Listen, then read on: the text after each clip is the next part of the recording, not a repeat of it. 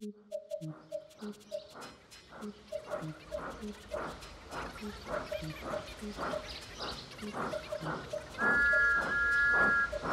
big engines had gone on strike, so the Fat Controller had to shut them up in the sheds.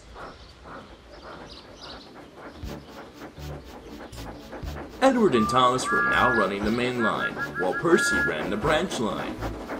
It wasn't an ideal situation, especially for Edward, who often struggled to pull the express, but the three engines did their best.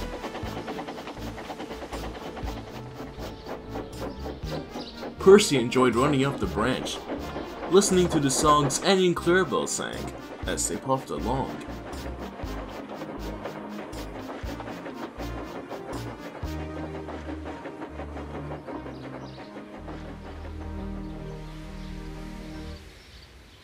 One day, Percy was waiting at the station with Thomas, as their passengers changed from the local to the branch line train. Percy was observing the passengers. He spotted a man pulling out a small cardboard box, and then placing a little white stick in his mouth, which he then set ablaze. He was very puzzled, even more so when smoke started to puff from the man's mouth. "What's that man doing?" he asked Thomas. "Ah, he's smoking," replied Thomas.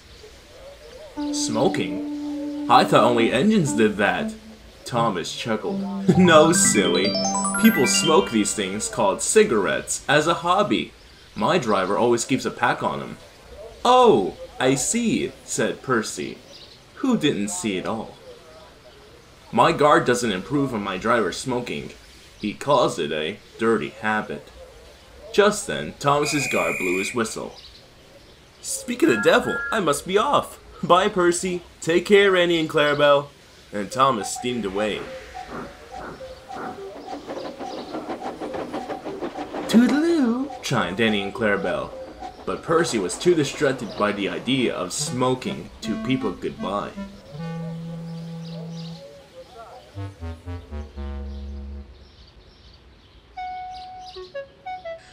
A few weeks later, a new shipment of coal arrived from the mainland.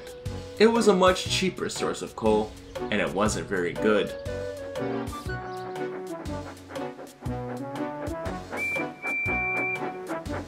Edward, Percy, and Thomas were all beginning to feel very stuffed up. Large amounts of clinger began to form in their fireboxes, which made them most uncomfortable.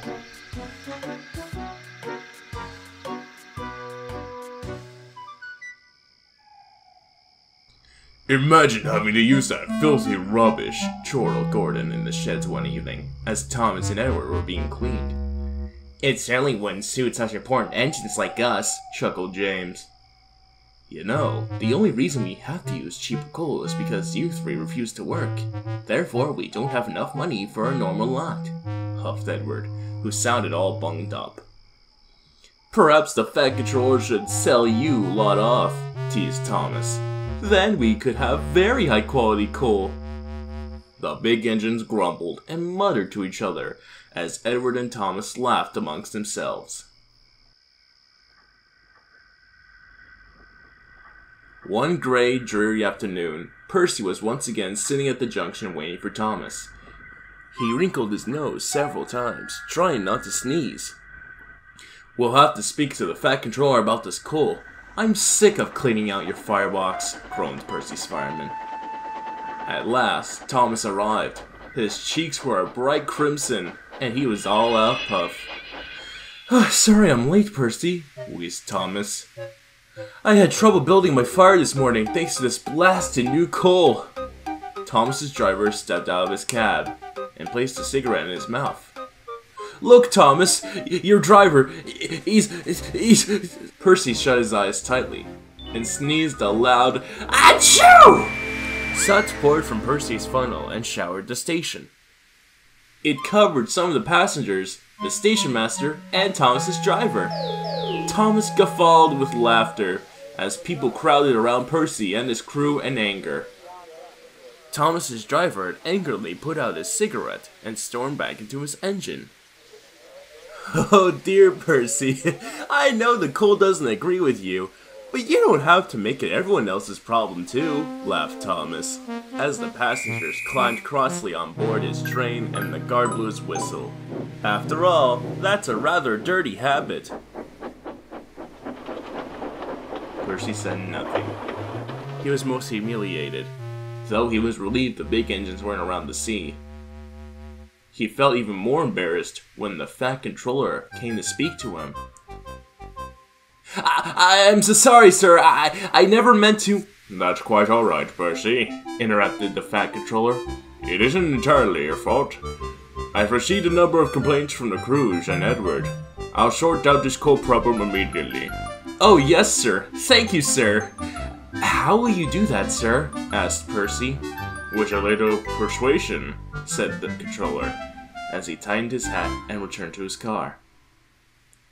Percy chortled to himself. He knew exactly who the fat controller was going to speak to, and he was very glad he wasn't one of the big engines. But I mustn't tell you more, or I shall spoil the next story.